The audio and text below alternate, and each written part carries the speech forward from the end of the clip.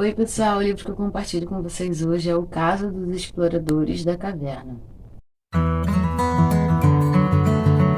Antes de mais nada, vamos aquele clichêzinho de inscrever no canal, curtir, compartilhar, comentar, para ajudar a amiguinha. Esse livro, eu nem me lembro como eu descobri. Eu não sei se foi o Vitor Almeida, não me lembro quem foi, mas eu já ouvi falar desse livro por mais de um booktube. Ele é muito usado no estudo jurídico. Por quê? Porque ele trata sobre a questão do direito ser analisado, julgado, estudado enquanto naturalista, positivista e os dois ao mesmo tempo, ou coisa nada a ver. São os vieses, né, da área jurídica, os vieses que os juízes usam para fazer os julgamentos. Mais lá na frente, eu vou explicar o que significa mais ou menos cada uma dessas linhas. Esse caso foi baseado em duas histórias reais. Uma se deu em 1842, no caso chamado US versus Holmes. Foi uma situação, acho que o pessoal estava no mar, houve homicídios das pessoas que estavam no bote porque eles precisavam deixar o bote mais vazio, mais leve. Então, o homicídio, essas pessoas foram julgadas depois. E o outro caso é o naufrágio do iate Mignonet, em 1884, em que as pessoas já estavam dias no mar, já estavam já sem comida, e seria o caso de morrer todo mundo, e aí eles mataram um jovem de 17 anos para comê-lo, que pudessem sobreviver até a ajuda chegar, ou até eles chegarem nos seus destinos, enfim. E o caso dos exploradores da caverna é o seguinte: um carinha lá da área jurídica criou esse caso para que fosse avaliado lá na hora. Um estudo de caso, né, para os alunos. Isso acontece muito nessas áreas humanas, né, principalmente ligadas a direito. O caso dos exploradores de cavernas é o seguinte: os exploradores de caverna foram explorar uma caverna, foram o professor e mais três que faziam parte da equipe.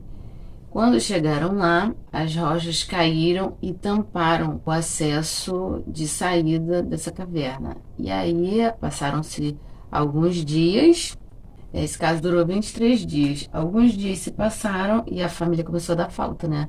O pessoal que tinha saído aí mandou socorro atrás e tal. Aí a galera foi. Quando chegaram lá, os engenheiros, bombeiros, não sei o quê, descobriram que ia levar ainda uns 10 dias para o resgate.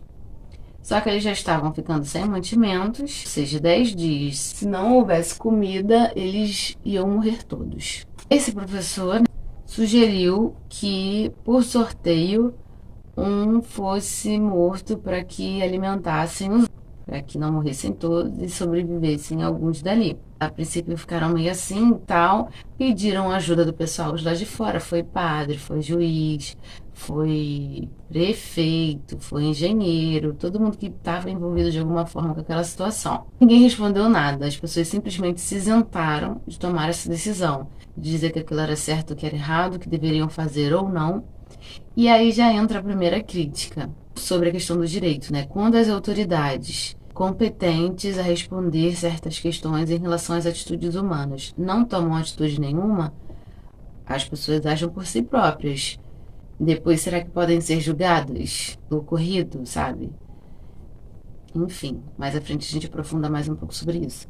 E a segunda questão é: dentro daquela caverna era preciso existir uma lei que não existia aqui fora, que a situação, na verdade, demandava uma lei que não era a lei que existia aqui fora. Não existe na descrição da lei, que é o direito positivo, né, do viés positivista, de que o que está na lei tem que ser cumprido. Assim como teve o juiz que defendeu. Os caras mataram uma pessoa, então eles vão ser punidos com a pena de morte.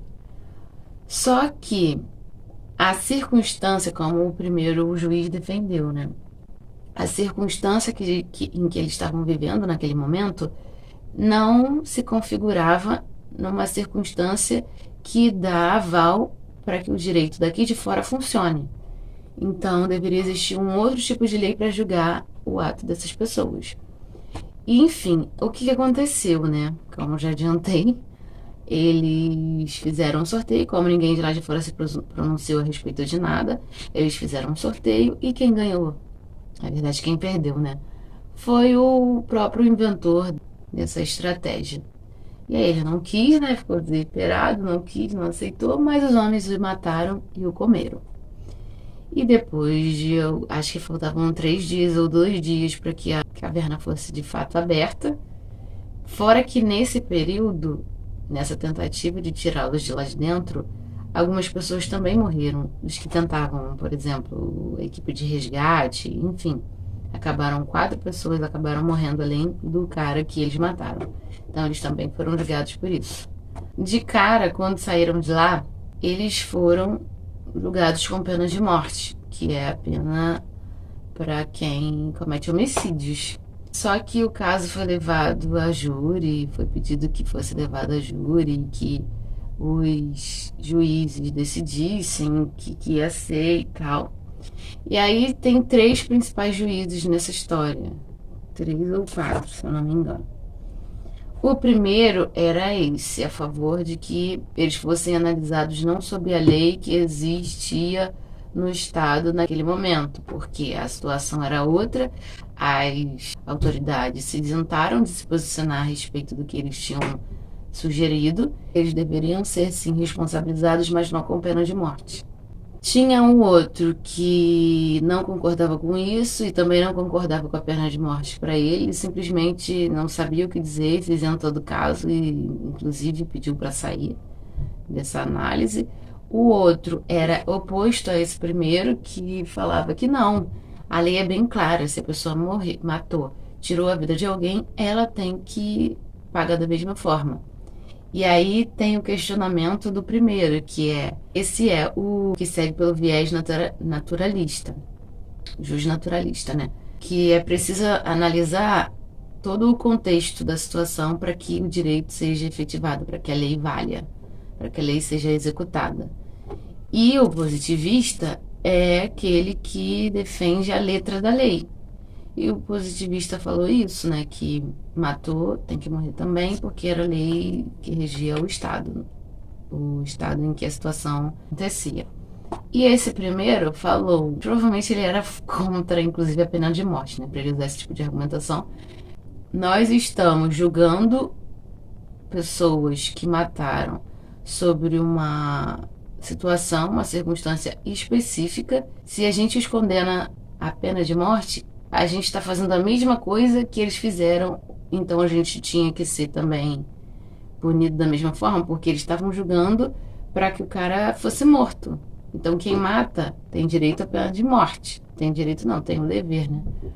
Então, várias contradições. E esse livro é muito legal porque eu só pensava em uma aula de redação para fazer esse tipo de debate, colocar pessoas que são a favor, pessoas que são contra, eles argumentarem que tipo de sentença esses homens que sobreviveram deveriam ter, né? Levando em consideração essas coisas. A princípio eu não falaria o posicionamento dos juízes, não.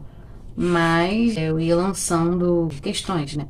Ao longo das discussões. O autor, né? Os autores, os comentaristas abordam a questão da ética e da moral, que é sempre uma questão super complexa para quem lida com direito, com ciências humanas, lida com pessoas, enfim. Ele fala que há uma diferença teórica entre ética e moral. Embora etimologicamente tenham o mesmo significado, moral é a tradução latina do grego ethos, ou costume. Etimologicamente, ou seja, na história do significado da palavra, elas têm o mesmo significado. Normalmente, os filósofos consideram moral como aquilo que se refere às normas da lei, enquanto ética é o embasamento teórico dessa moral. Ou seja, moral é como se fosse a prática da ética. Assim, pode haver conflito entre o que é moral e o que é ético. Por exemplo, a lei de certos países, a moral, condena os culpados de determinados crimes à morte ou à mutilação. No entanto, tirar a vida de outro ser humano ou mutilar seu corpo é eticamente condenável. Ou seja, a lei é a moral, é o que vamos fazer diante daquela situação, só que coisas precisam ser levadas em consideração. Isso é ética. O juiz Foster, que foi o primeiro juiz, né, está dizendo que apesar de a lei, a moral, condenar os réus, em termos éticos, nesse caso, isso poderia ser uma contradição, ou mesmo um erro. Um conceito que no direito se dá à ética é a teoria da lei, vamos dizer assim, levando em consideração a moral é a letra de fato, que seria mais direcionado ao viés positivista do direito, e a ética ao viés justnaturalista. E aqui ele explica, né? Direito natural, ou justnaturalismo, é a teoria que busca fundamentar o direito no bom senso, na equidade e no pragmatismo, que é a prática de fato, né? A fim de se agir de modo razoável e bom. Eu fiquei ao lado do Foster, né? Mas a gente sabe que o direito não funciona tão justamente assim. Eu destaquei umas coisas muito importantes a respeito do que realmente deveria ser o direito, né? Inclusive o positivista que é a lei lá crua. Sobre o alcance da lei ou seu propósito, vejam que o debate não se limita ao que a lei oferta em seu escopo, ou seja, o que está escrito lá na lei, mas em como ela pode alcançar a justiça e fazer o justo. O que geralmente as pessoas não querem saber, né? Igual eu conheço questões aí sobre os direitos das mulheres, direitos trabalhistas, direitos de crianças que as pessoas são julgadas com base na letra da lei, o que acaba sendo injusto. Então, o direito não existe de fato para isso. Mas é uma coisa que precisa caminhar muito ainda, pelo que eu vejo, inclusive aqui, nessa discussão, exatamente como acontece o direito hoje. É como se as pessoas que defendessem, os juízes, advogados, enfim, as pessoas que estão envolvidas nessa situação, terminassem como justiça usar a letra da lei para defender direitos, para executar a justiça, quando na verdade não é isso. E aqui um dos juízes fez um comentário: jamais fui capaz de demonstrar a meus colegas que o governo é um assunto humano e que os homens são governados, não por palavras postas no papel ou por teorias abstratas, mas por outros homens. O povo é bem governado quando seus governantes compreendem seus sentimentos e anseios, e mal conduzido quando não há tal compreensão. Ou seja, os governantes são uma merda, então o povo provavelmente vai ser também. E foi isso. Esse é o livro O Caso dos Exploradores de Cavernas, que é um ótimo caso para trabalhar a questão da argumentação, da divergência de opinião, do trabalho em grupo, trabalho coletivo, de pensar o direito, de pensar a justiça, de ir além da letra da lei, de ir além da teoria das coisas, de bom senso, embora isso seja muito relativo. Enfim, espero que tenham gostado. Vocês já ouviram falar desse livro, o que acharam, o que achou dos posicionamentos dos juízes? Comenta aí, vamos conversar. Tchau, tchau, gente.